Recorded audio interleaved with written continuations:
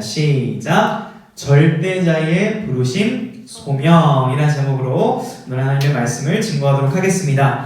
여러분 인생에 있어서 좀 가장 기억에 남는 어떤 그런 만남이 있어요? 충격적이거나 뭐 황홀했던 어떤 만남이 있는지 모르겠습니다. 저에게도 그런 만남이 있는데 저 같은 경우는 가수 나얼님과의 그렇게 오래 봤던 그 만남이 기억에 남습니다. 근데 여러분이 엄청 좋아하는 이번에 라일락으로 컴백한 우리 아이유님도 저와 같은 고백을 하더라고요. 자, 아이유 5집 앨범에 이 4번 트랙에 봄 안녕 봄이라는 노래가 있습니다. 이건 이제 나얼이란 가수가 이제 곡을 선물을 주었는데 작곡을 해줬는데 그 이제 디렉팅을 해주면서 이제 그 노래를 알려주는 거예요. 이런 식으로 녹음을 해보세요. 흥얼거리는 거죠. 그거에 너무 황홀했다라는 그런 그 황홀한 만남을 이렇게 얘기를 하더라고요. 이 라이브 방송에서. 전도사님도 이 나얼 선생님과 학교에서 이렇게 만났었습니다. 그래서 이 나얼 선생님의 수업을 하나 들었는데 어떤 좀 인물을 부여받았냐면 그 녹음 수업이었는데 저보고 작사를 이제 하라는 거예요. 애들이 수업 시간에 작사 뭐 할 수 있겠다라고 해가지고 어떤 친구가 이제 곡을 딱 줬는데 먼저 나얼 교수님이 야 이거 영어로 써야 돼 이러는 거예요. 그래서 생전 처음으로 작사도 전공하는 건 아닌데 영어로 노래 가사를 써갖고 그 인물을 완수해가지고 A프를 받았던 그런 만남이 아주 그런 촉촉한 기억이 있습니다. 그 나얼 교수님 수업 때 제가 작사했던 그 곡을 약간 청음회처럼 다 제가 라이브로 들려드릴 수는 없고 전 작사만 했기 때문에 15초 정도 20초 정도 들려드릴 테니까 이런 곡을 제가 나얼 교수님과의 만남에서 작사를 했었습니다. 한번 들려주시죠.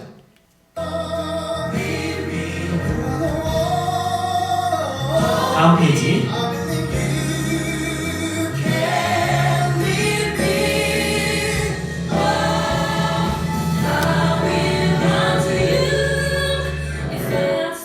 네, 여기까지. 네, Close to라는 노래였습니다. 예, 딱 Close to라는 노래는 제가 썼고 굉장히 그때의 추억이 되게 황홀했던 기억으로 좀 남아 있습니다. 오늘 본문을 읽어보니까 굉장히 충격적인 인류 역사상 충격적인 만남이 하나 등장을 하는데 그게 뭐냐면 바로 모세와 하나님의 만남입니다. 인류 역사에서 가장 중요한 만남이라고 할 수 있는데요. 우리가 읽었던 본문은 이 만남 가운데 있었던 그 대화 내용을 기록하고 있습니다. 우리가 먼저 그 대화 내용의 의미를 좀 살펴보도록 하겠습니다. 9절의 말씀을 보면 하나님 뭐라고 말씀하시냐면은 모세야, now go, 이제 가 이렇게 말씀하는 거예요. 자, 호렙산으로 불렀습니다. 떨기나무 앞에서 모세야 이리로 와라. 내가 선 곳은 거룩한 곳이니 나한테 신을 벗고 와라 이렇게 이제 하셨는데 하시는 말씀이 뭐냐면 다시 가라는 거예요. 근데 왜 가라고 하냐면 이스라엘 백성들이 부르짖는다라는 거야. 기도한다는 거죠. 왜요? 애국 사람들이 학대를 한다라는 거예요. 때린다라는 거예요. 노동을 과하게 한다라는 거예요. 이거 왜 그럴까요? 출애굽기 1장을 보면 이 이스라엘 자손은 원래 70명이었습니다. 여러분 요셉을 통해서 70명이 건너왔는데 한 200만 명을 엄청 풀어놨어요. 엄청 풀어놨죠. 그러니까 이 애국 입장에서는 처음에는 이제 나그네처럼 손님처럼 받아줬는데 이 손님이 갑자기 200만 명이 되니까 이 나라가 전복될 위험을 느낀 겁니다. 그래서 이스라엘 백성들을 때리고 일을 힘든 일을 시키고 굉장히 괴롭혔습니다. 그러니까 당연히 어떡합니까? 힘드니까 부르시는 거예요. 하나님 우리 살려주세요, 도와주세요 이렇게 부르짖은 거예요. 그래서 하나님 오늘 모세를 부르신 거거든요. 자, 그러면서 10절에서 구체적으로 말씀하세요. 뭐라고 하냐면 내가 너를 바로한테 보낼 거다. 애국 왕이죠? 그래서 뭘 시킬 거냐면 네가 이스라엘 백성을 애국에서 인도해야 된다. 자, 이 말은 뭐냐면은 출애굽 많이 들어봤죠? 탈애굽 뭐 비슷한 얘기입니다. 여러분 이 방탈출 같은 것만 해도 나 혼자 내 몸을 이렇게 빠져나오기가 굉장히 그 머리를 쓴다는 게 쉽지가 않거든요. 근데 200만 명이나 되는 노예를 당대 최강국이었던 이 애굽에서 끄집어낸다라는 건요 보통 일이 아닙니다. 하지만 하나님이 엄청 위대한 소명을 모세에게 주시는 거예요. 자, 모세가 어떻게 반응했을까요? 하나님 감사합니다. 제게 이런 멋진 역할을 주시자니요. 저는 인생의 주인공이었습니다. 제가 하겠습니다. 이랬을까요? 아니거든요. 뭐라고 하냐면 11절을 보니까 하나님께 아뢰되 하나님 내가 누구이기에 오늘 찬양 불렀던 그 온 땅의 주인이라는 찬양이 있습니다. 영어 원제가 Who am I입니다. Who am I? Who am I? 따라빠비빰빰빰 영어 몰라. Who am I? Who am I만 알아요. 내가 누구이길래 하나님 나를 이렇게 돌보십니까? 뭐 이런 찬양이거든요. 모세가 후에마이를 부르는 거예요. 하나님 앞에서 후에마이, 하나님 내가 누군지 아시고 그런 얘기하는 거예요. 저 그럴 만한 그릇이 안 됩니다. 이렇게 얘기하는 거예요. 근데 저는 모세가 이렇게 얘기하는 게 이해가 됩니다. 모세의 삶을 보면 우리가 알 수 있는데요. 모세의 삶을 좀 돌아볼게요. 모세가 120세까지 살고 이제 돌아가셨거든요. 우리 모세 할아버지가. 그런데 40년씩 나눌 수 있습니다. 인생을 세 단계로. 첫 번째 40년은 애굽의 황태자로 살았어요. 이 마리 황태자가 출생의 비밀에 굉장히 아픔이 있는 거 아시죠, 여러분? 모세가 어떻게 태어났죠? 모든 히브리 아가들을 다 죽이라고 했습니다. 그러자 모세의 어머니인 요게벳이 어떻게 해요? 이 갈대 상자에다 아기를 넣어가지고 갈대 상자에다 놓고 나일 강가에 비치해 둡니다. 그러자 이 바로의 공주, 애굽 왕의 딸이 모세를 탁 데려가다 이제 키우죠. 그래서 친엄마인 요게벳이 들어가서 이 베이비시터 굉장히 자기 다시 친애기를 모세를 키워냅니다. 자, 그러니까 모세는 40년 동안 애굽의 황태자로 살았지만 그 머리에는 뭐가 있었을까요? 정체성에는 나는 히브리인이다, 나는 유대인이다 라는 그런 정체성이 있었거든요.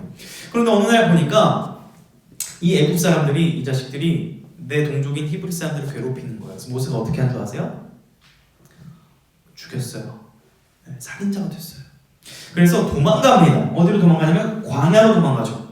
광야로 도망가서 여기서 결혼도 하고 인생에 대해서 후회도 하고 나는 진짜 어떤 존재인가, 나는 누구인가 이런 많은 고민을 할 그 80세 노년의 나이 때 지금 하나님이 오늘 부르신 거예요. 그래서 뭐라고 하신 거예요? 네가 이스라엘의 위대한 지도자가 될 거야. 이렇게 말씀을 하시는 거거든요. 여러분 80세 때 이런 얘기 들으면은 후에마이 하는 게 지금 정상이 아니에요. 저는 이해가 됩니다. 이제 강도사님 같은 경우도 10대 시절을 굉장히 좀 힘들게 보냈다는 거 많이 들었죠. 고등학교 때 잘생긴 그런 사진인데요. 이때 고난이 많았던 시절입니다. 그래서 얼굴이 좀 이렇게 어둠져 있어. 이때 주님을 만나고 제가 사명에 불타올랐습니다. 어떤 사명에 불타올랐냐면 하나님, 제가 찬양 사역자가 되겠습니다. 그리고 제가 10대들에게 이 복음을 전하고 하나님의 사랑을 전하겠습니다. 불타올랐어요. 그래서 불타올라가지고 20대 이제 초반 중반까지 이 캠프 사역을 합니다. 그래서 연합 수련회 같은 데 한 6명 정도, 여러분 중고등학생 한 몇백 명, 1000명 정도 모아놓고 그래서 예배 인도하는 사역을 오랫동안 막 하면서 역시 나는 주님의 사명을 받은 자에 막 열정적으로 사역을 했습니다. 근데 열정이 언제 푹 꺼졌을까요?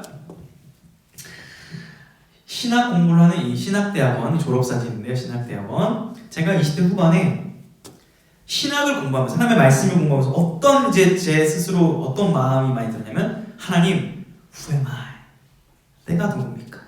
내가 자격이 이렇게 없는데 어떻게 하나님의 일을 할 수 있겠습니까? 하나님, 나같이 부족한 사람이 어떻게 주의 말씀을 증거할 수 있겠습니까? 라는 고민이 계속 들었습니다. 몇천 번을 고민한 것 같아요. 그때 강도사님이 여친과 헤어지고, 전 여친이죠? 헤어지고 이제 이스라엘로 도피성 성지순례를 갑니다. 거기서 주님께서 들려주신 말씀이 바로 오늘 모세에게 하신 그 말씀이에요. 뭐냐면 바로 이겁니다. 하나님 말씀하시는 거예요. 하나님이 이르시되 내가 반드시 너와 함께하겠다. 네가 하는 게 아니라 내가 함께 할 테니까 go, 가라는 거예요. 저도 이 마음으로 다시 한국으로 돌아와서 지금까지 여러분 앞에 이렇게 사역을 할 수 있는 거거든요. 자, 그러니까 모세가 13절에서 뭐라고 하냐면 반문을 해요. 하나님, 감사하긴 한데, 하나님 함께 해주시니 감사하긴 한데 이제 그 백성들이 저한테 물어볼 거거든요. 뭐라고 물어볼 거냐면 너를 보낸 그 하나님 이름 뭔데? 이름을 물어본다는 거예요. name. 당시 사람들에게 이름은요, 어떤 그 자신의 존재 가치를 증명하는 중요한 호칭이었습니다. 자, 제 이름이 뭐예요? My name is what my name? 뭐라고 해야 돼요? 제 이름이 뭐죠? 모르나봐요. 알려드릴게요. 평강이에요. 평강. 아버지가 지어주신 좋은 이름입니다. 샬롬이라는 의미가 있고요. 헬라어로는 에이레네라는 뜻이 있습니다. 하나님의 평강. 자, 이처럼 이름은 굉장히 중요한데 지금 이름을 물어보는 겁니다. 하나님의 이름이 뭐예요? 이렇게 물어봅니다. 그러자 하나님께서 놀라운 위대한 14절의 말씀을 주시는 걸 같이 한번 가정에서 읽어보도록 하겠습니다. 14절 시작. 하나님이 모세에게 이르시되 나는 스스로 있는 자이니라. 또 이르시되 너는 이스라엘 자손에게 이같이 이르기를 스스로 있는 자가 나를 너희에게 보내셨다. 자, 물어보는 겁니다. Who am I 하던 이 모세가 What's your name, God? 이렇게 물어보는 겁니다. 그래서 하나님 뭐라고 대답하세요? My name is 뭐야? 스스로 있는 자. 영어로 하면 I am who I am입니다. 자, 모세는 계속 물었던 거예요. Who am I? 나는 누굽니까? 그 이스라엘 백성이 하는 Who am I? 누구시냐고 Who am you? 뭐라고 해야 돼요? 당신 누구십니까? 우리 뭐라고 하는 거예요? I am who I am. 나는 나다. 이 말이에요. 이게 어떤 의미가 있냐면 나는 시간과 공간에 지배받지 않는 창조주로서 이 모든 애굽을 심판하고 너희를 구원할 수 있는 전능자다, 지존자다, 자존자다. 그리고 내가 너와 함께하겠다고 한 이 말을 꼭 지키는 신실한 하나님이야 라고 하면서 말씀하신 게 바로 스스로 있는 자. 그러면서 호칭을 하나 주시는 게 뭐냐면 그것이 바로 따라합니다. 여호와. 여러분이 찬양에서 불렀죠? 위대하신 왕 여호와. 이런 의미가 있습니다. 절대자, 지존자, 말씀을 이루시는 하나님. 이것이 바로 우리가 찬양하는 유일하신 여호와 하나님의 그 의미입니다. 자, 그러면 우리가 이제 본문 내용을 좀 살펴봤는데 우리가 좀 삶에 붙잡아야 될 포인트를 좀 살펴보도록 하겠습니다. 자, 첫 번째로 이 본문을 통해서 여러분 붙잡아야 될 게 뭐냐면 여호와는 우리들의 고통을 외면하지 않으신다라는 거예요. 자, 이스라엘 백성들이 지금 애굽에 왔죠. 요셉을 통해서 70명이 이제 애굽으로 건너가는 몇 명이 됐다고요? 와, 200만. 엄청 하나님을 뿌려난 거거든요. 하나님이 그 아브라함이 하신 약속, 내 자손이 별처럼 많을 거야를 지키신 거예요. 자, 그러자 어떻게 됩니까? 세상이 질투를 합니다. 이 애굽 사람들은 자기들이 번성을 해야 되는데 이 애굽 신을 섬기지도 않은 히브리 민족이 번성을 하니까 질투를 하니까 괴롭힌 거거든요. 자, 그러자 어떻게 해요? 당연히 부르짖습니다. 자, 시편의 기자는 여호와께 부르짖는 행동이 어떤 의미가 있는지 이렇게 기록을 합니다. 우리 같이 한번 읽어보겠습니다. 시작. 눈은 의인을 향하시고 그의 귀는 그들의 부르짖음에 기울이신다. 자, 부르짖을 때 들으신다라는 거예요. 지금 이스라엘 백성들이 힘드니까 주님 저 힘들어요 도와주세요 help me save me 라고 외치니까 들으셨다는 거예요. 들으셨기 때문에 모세를 부르신 거거든요. 해결해 주시려고. 여러분, 우리가 이 자세가 필요합니다. 여러분, 코로나19 가운데서 모르겠어요. 그 400년 동안 애굽 사람들 밑에서 노예를 했던 히브리인들이 힘들었을까요? 아니면 2년째 우리가 코로나19가 답답한 우리가 더 힘들까요? 한번 생각을 해보세요. 뭐가 더 힘든지 저도 모르겠습니다. 근데 중요한 거는 힘들 때 우리가 뭘 해야 된다는 걸 본 거 보니까 부르짖으라는 거예요. 그럴 때 하나님께서 들으신다라는 거예요. 여러분, 이번 특세가 있었습니다. 예, 인증샷 보낸 친구가 이렇게 있어서 가져와 봤는데 우리 특세 때 그래도 꽤 많은 친구들이 이렇게 새벽에 기도하는 그 모습을 봐서 제가 감사했습니다. 그런데 우리는 그 과거의 어떤 이런 행동에 주목할 게 아니라 이제 앞으로가 중요합니다, 여러분. 이제 시험을 보는 중학교 2학년 친구들이 있을 수 있고 뭐 시험을 안 보는 친구도 있는데 이런 앞으로 고민이 많고 인생에 답답함이 있을 때 여러분이 해야 될 가장 중요한 믿음 행동이 뭐냐면 부르짖는 겁니다. 기도하는 거예요. 바라옵기는 여러분이 뭐 맨날 몇 시간 기도하는 게 어렵잖아요. 솔직히 말해서 자기 전에라도 꼭 하나님께 기도하는 습관을 들이는 여러분 이번 한 주를 좀 보냈으면 좋겠습니다. 자, 그러면 하나님께서 기도할 때 어떻게 해결하시는가? 두 번째 포인트 한번 읽어보겠습니다. 시작. 하나님은 고통을 해결하기 위해 우리를 부르신다. 자, 부르실 때 들으신다 그랬죠. 자, 들으실 때 그 문제를 해결해 주려고 들으신 거예요. 그 해결하는 방법이 뭐냐면 우리를 부르신다는 거예요. 소명을 주신다는 거예요. 역할을 맡긴다라는 말이에요. 자, 여러분, 모세가 80살에 부름을 받았습니다. 그리고 모세는 살인자였습니다. 도망자였습니다. 그런데 하나님께서는 모세를 부르셔서 모세에게 이스라엘을 구원하는 놀라운 역할을 맡기세요. 상식적으로 200만 명을 이끌려면 능력이 많아야 돼요. 하나님은 능력이 많으신 분이죠. 하나님이 말씀 한마디로 빵 이렇게 구원하실 수도 있는데 굳이 80살 노인 살인자 전적이 있는 모세를 부르셨다는 거예요. 이 말은, 이 의미는 하나님의 놀라운 이 구원 역사를 이루어 가실 때 사람을 사용하신다는 거예요. 사람을 부르신다는 거예요. 이것은 모세에게만 해당되는 말이 아닙니다. 여러분에게도 마찬가지인데요. 여러분, 이런 말이 있어요. 한번 읽어볼게요. 시작. 하나님은 당신을 사랑하시며 당신을 위한 놀라운 계획을 가지고 계십니다. 사용의 첫 번째 말입니다. 여러분, 하나님이 10대인 여러분, 지금 코로나로 인해서 친구도 못 만나는 친구들 많을 거예요. 1년 반 동안. 그래서 답답해서 뭔가 내 삶 속에 아무 일도 안 일어나는 이 상황 가운데서 하나님은 뭐라고요? 여러분을 향한 계획이 있고 여러분을 부르신다라는 거예요. 이 사실을 믿을 수 있기를 바랍니다.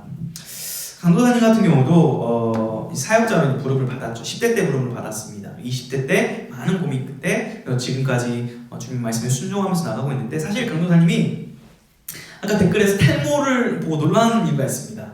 제가 탈모가 있다고 말씀드렸잖아요. 최근에 탈모약을 복용하기 시작했어요. 30살이잖아요. 그리고 화창한 봄날이었어요. 딱 탈모약을 처음 받으러 왔는데 젊은 의사 선생님, 한 의사 선생님 정도 나이 또래 되는 것 같아요. 이렇게 상담을 받고 약을 받아서 딱 나왔는데 우울한 겁니다. 그리고 그 탈모약의 부작용 중에 뭐가 있냐면 우울함, 그 다음에 피로감, 그 다음에 성적 기능 저하만 안 좋은 것들이 다 있어요. 먹고 있습니다. 그러면서 막 아무것도 하기 싫은 거야. 아무것도 하기 싫은 거야. 말씀 준비도 막 미루고 싶고. 근데 오늘 말씀을 보니까 주님이 제게 소명을 주신 거야. 소명을. 말씀을 전해야 되는 소명. 진짜 아무것도 안 하고 싶은 거야. 머리가 빠지면 그냥 다 도망가고 싶은 거예요. 근데 오늘 말씀을 묵상하면서 머리가 빠지든 안 빠지든 내가 우울하든 나의 감정과 상관없이 나는 하나님의 말씀을 전하는 소명을 받았구나. 다시 한번 확인을 하고 밤늦게 새벽에 늦게 준비를 해서 이렇게 말씀을 증거하고 있습니다. 여러분, 이 소명이라는 것은 사역자에게만 해당되는 게 아닙니다. 여러분에게도 마찬가지로 하나님이 계획을 가지고 계시고 여러분에게 맡기신 소명이 있다라는 거예요.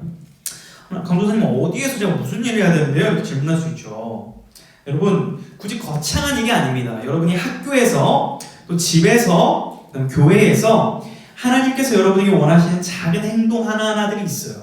근데 여러분이 솔직히 알 거예요. 뭐가 있을까요? 예를 들면 학교에서 어려운 친구를 보면 도와야 된다라는 거, 교회에 왔으면 예배에 집중해야 된다라는 거, 예배자라는 소명. 또 가정에서는 동생하고 싸워도 내가 먼저 화해를 해야 되는, 또 언니와 오빠와 싸워도 내가 먼저 화해를 요청해야 되는 그런 사랑의 사람이라는 소명을 알고 있을 거예요. 많이 설교 들어서. 중요한 거는 여러분이 작은 실천을 해내는 그것이 중요하다라는 거예요. 하나님이 여러분 그 자리에서 그것을 하도록 부르셨다라는 말입니다. 자, 그럼 그 작은 행동을 통해서 무슨 일이 일어나는데요? 이럴 수 있죠. 결론적으로 가도록 하겠습니다. 우리 요한복음 12장 24절 말씀, 굉장히 중요한 말씀인데요, 여러분. 지금 졸고 있던 친구들 있다면 Wake up when I close to you. 좀 없애다 잠깐. 와우. 이거 집중해야 되기 때문에 그래요.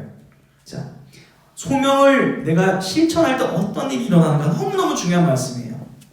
읽어볼게요. 집중해서 시작. 내가 진실로 진실로 너희에게 이르노니 한 알의 민이 땅에 떨어져 죽지 아니하면 한 알 그대로 있고 죽으면 많은 열매를 맺으니라. 자, 이 말씀 누가 하신 겁니까? 요한복음 주님이 하신 말씀이에요. 어떤 의미냐면 한 알의 민이 떨어져서 죽으면, 자, 주님께서 우리의 십자가에 죽으셨기 때문에 수많은 생명이라는 열매가 태어났습니다. 자기 자신을 가리키신 말씀인데 우리 주님을 믿는 자로서 생명을 얻었습니다. 그렇다면 이제 주님을 본받아서 이 가르치신 말씀을 따라 한 알의 밀알로 썩어진다라는 말은 뭐냐면 내가 희생하고 내가 더 노력하고 내가 남들보다 더 섬긴다라는 얘기예요. 그것을 통해서 열매가 맺힌다라는 거예요. 자, 오늘 본문하고 연결해보면 나의 섬김과 나의 이 소명을 역할을 다 하는 것을 통해서 어떤 일이 일어난다?